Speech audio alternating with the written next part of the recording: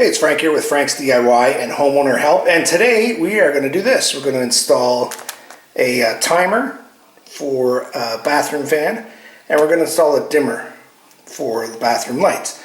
And the reason why is because these bathroom lights are powerful, man. You turn this on at night and you know what's happening. And then here, the shower has a good sized fan here. It's a relatively higher end fan, so it's pretty large capacity, but it's very quiet too. You can barely hear it work, and it's pretty good. The only problem with this system is that that fan is tied into that shower light. So anytime you have a shower, you should ventilate your bathroom for a good half hour, 45 minutes, just to get rid of all that moist air. Moisture is your enemy when you're a homeowner. So this switch doesn't have a timer on it. So, you know, you turn on the fan, the light turns on. It'd be nice if the fan were on its own switch, but it isn't. So then you go have your shower, you go to leave, and the shower and the fan is only on for 10 minutes. It should be on for, like I say, another half hour to 45 minutes after you finish your shower to get rid of all that moist air. So to do that, we install this timer here. And I bought a whole bunch of these because I want to make sure that all of my fans have timers, because my kids leave fans on and they forget that they're on and they leave them on overnight. So anyway, I'm gonna make this installation here, show you how it's done, and I'll give you a little disclaimer as well. Here are the switches. I'm not an electrician. I don't pretend to be one. I don't even play one on TV. So I'm showing you how to do this from a do-it-yourself standpoint. Now, some municipalities have their own codes that restrict you from doing that kind of stuff.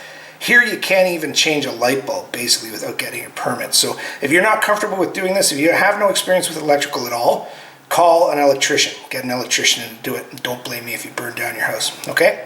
First thing to do is to disconnect the electricity. So I'm going to go downstairs, turn off the circuit breaker. I highly recommend you get one of these.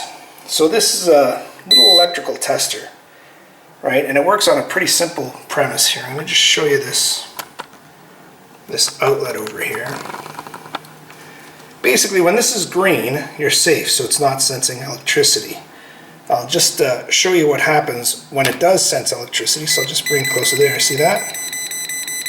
So this is a great way to know whether a circuit is live or not, and I really highly recommend you get one of these if you're going to do any electrical work around your house. I don't know, this might be like 19 bucks, maybe 17 bucks.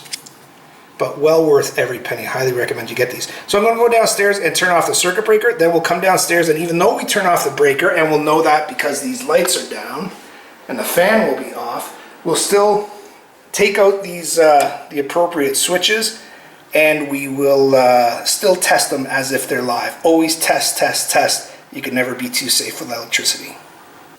So this guideline is correct. Then it should be number 24 there that we're looking to turn off.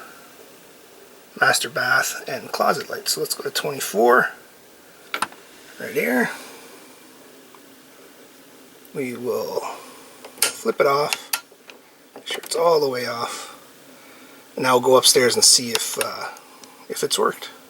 So you can see the lights are off and the fan is off. So there's a good likelihood there is no power coming into those switches. Now, it does not necessarily mean that there isn't power going into here. So we'll still test every terminal and every cable that we're going to deal with to make sure there's no power going through them.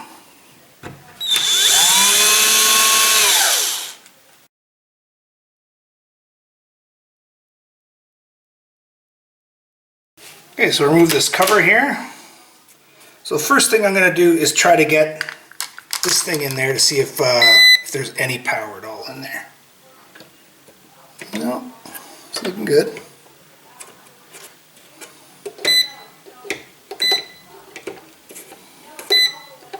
Okay, so I'm getting an indication here. I'm not going to be dealing with this switch, and sometimes you do get false indications when you hit certain things, like sometimes even just making contact. See that? See it? Sometimes even making contact.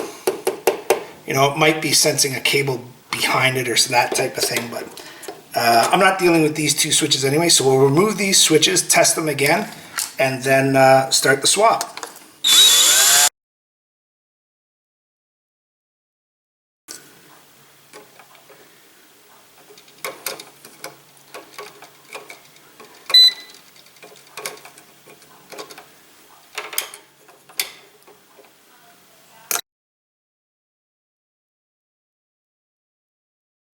Okay, so we're set to work on them. Now, I'm actually pretty surprised here. You see, the electrician has used the actual screws. Most times now I'm seeing they're just sticking them right in the back with the use of friction there. But now we just undo these screws, pull the cables out, and we're set to go.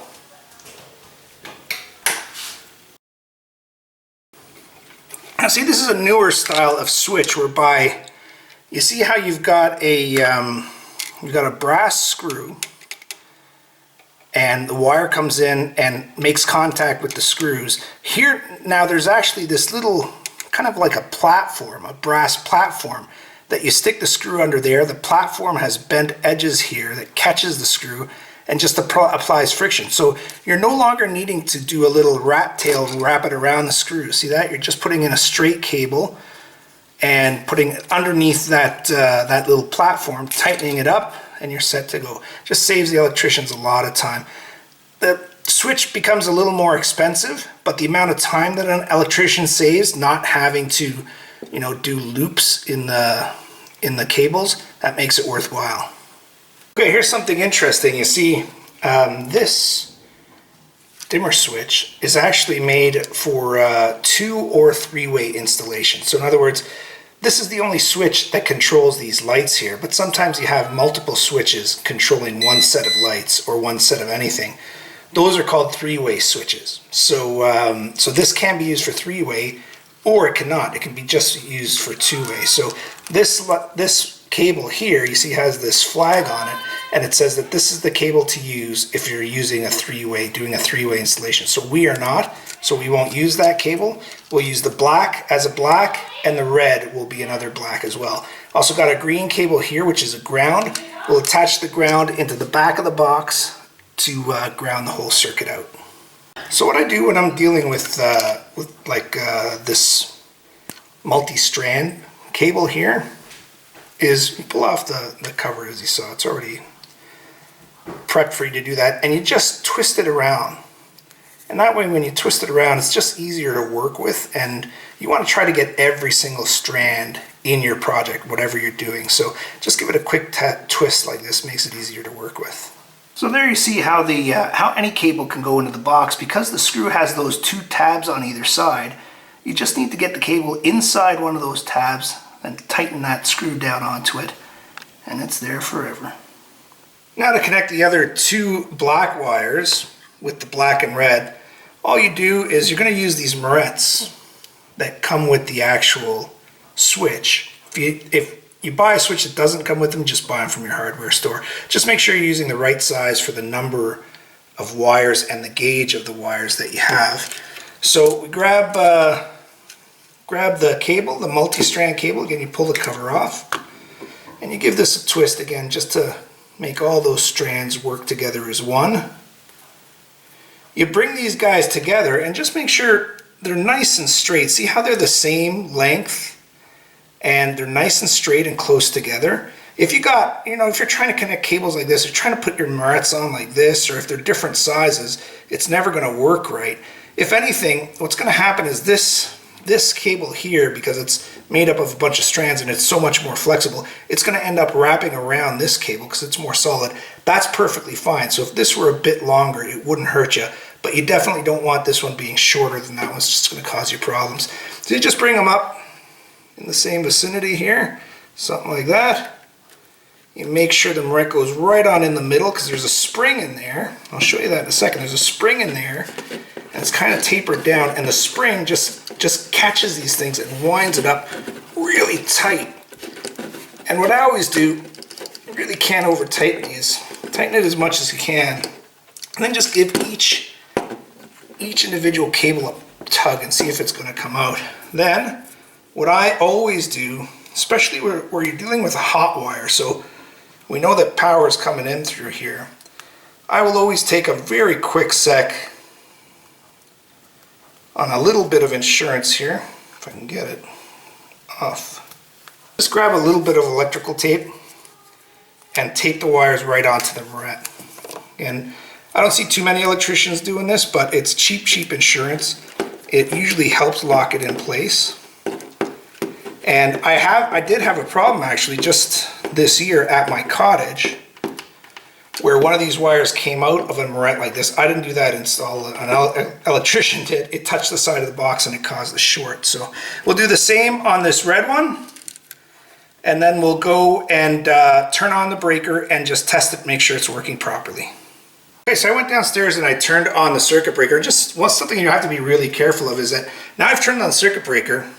This is all pretty protected here. These marettes are not gonna, you're not gonna get any electricity passing through those. But the other switch that I'm working on, or eventually gonna work on here, that is live now. So as you see, we'll turn on the tester and we'll bring it over here. See, it is hot now. So make sure that that's not touching up against, you know, one of these switches or the box, because you will get a short then and it'll probably trip the breaker back down. But we're gonna give this a quick test just to make sure everything's working fine. And there you go. You've got the lights working and the dimmer part is working as well. You can just see with the ambient light here. Get rid of you. Thank you, you're doing your job nicely. So the first connection is successful. Now we're going to do exactly the same to this switch and we should be done. So I just went off and turned off the circuit breaker and the lights are off again. So I know there's no power here, but I'm still going to test it again because you should always test it. You know, you could have been distracted heading towards the circuit breaker, you could have stopped for lunch, or you could have just plain old forgot. So you always treat these things like they're live, okay? And again, like I said, sometimes when you make that initial kind of stabbing contact, it gives you a false positive, but if it's not going constantly, then you know it is dead, okay? Now over here we've got an interesting situation. See, we've got two cables coming into this screw here. Or it might just be one cable that's looped underneath and back out. We'll find out when we undo this screw. But the reason why is that your main power is coming in from this, and then it's being looped over to this switch right next to it. So that if this switch is off, this switch still gets power. So we'll see what the situation is, if it's an actual splice, so a separate little cable, a jumper, or if it's just a cable that was stripped. If it's stripped, we'll just cut it so that we can join a marette to that. And I'll show you what I mean in just a sec. Okay, so it is a separate cable. So we'll get this one out of the way. So we're gonna keep those two together. And what I've done is I've gone and gotten a bigger marette, right? So this marette here is generally only used for two cables. And it varies, the marette sizes vary on the size and number of cables you can put on. In no case can you put more than 4 cables under one marette, at least in this building code. But this one facilitates up to 4 and the right gauges so that we can put these two and then the one that's going to come from the actual switch that I'm going to bring out in a second. So we'll use this marette for that, is what I'm trying to say. Connected the hot wires, and now we have to connect the neutral back into the neutral wires that are already in the box, and then we'll be able to turn it on. So I've made all the connections, and you can see the light is working, which is a good sign. Now let's see if the fan is working. You can see it's got 60 minutes, 30 minutes, 20 minutes, 10 minutes, and off. I think 30 minutes is usually a good amount of time. Maybe I'd go in and turn it on for 20 after my shower, come back and bump it up to 30, so I get a full 30 minutes after the shower. But let's see if it works now. There you go, got the green light here, you heard the click. Let's run you over to the bath real quick just to see that the fan is working. And the light is working as well. That's great, so mission successful. Now I've got to remove this cover here, which I probably could have done beforehand. Turn off the power, pack everything back into that box nice and neat, especially folding cables in a way that you're not stressing out the cable, making it want to come out of that marette. And then just putting the cover back on and we're in business.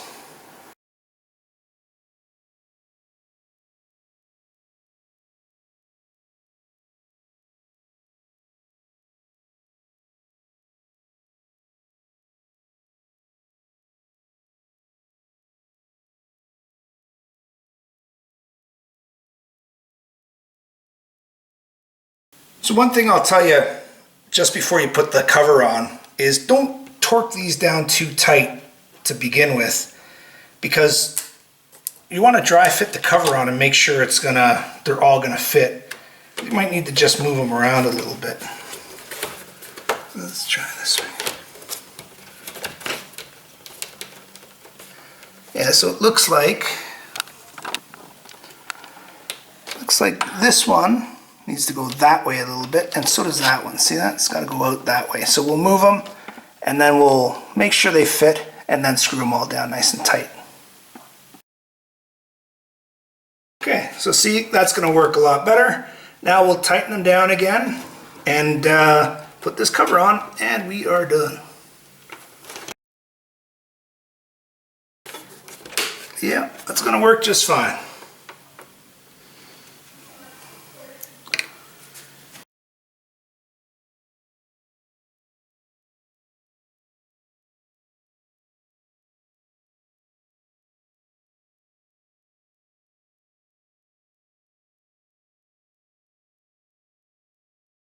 So just one last thing, I'm about to just finish my last screw here. These things will really easily crack this. This has become a lot better. It used to be like a hard plastic. Now it's almost a soft vinyl. It might still be plastic, but it feels more like vinyl. If you crack these too tight, you're going to crack this. So just get it down to where it starts to get resistance, snug it up, and that's it. So this job is done. Really happy with it. You can see I've got my dimmer switch here for the main lighting. And then I got my timer for the shower. The other thing I'm not crazy about is that unfortunately that light is wired to that fan. It would be nice if I wasn't wasting energy on that light. I mean, it's one single LED light, so it's not going to amount to a whole hill of beans, but it's just, if I were wiring this, I would always wire the fan on a separate switch. So that's it. Thanks for joining me. Hope you learned something. Again, just to do the disclaimer again, I want to tell you that this could be a job for an electrician. If you're not comfortable doing it, if you haven't done it before, don't. Call someone in to do it for you. And maybe you learned something from this and were entertained anyway. Thanks for joining me.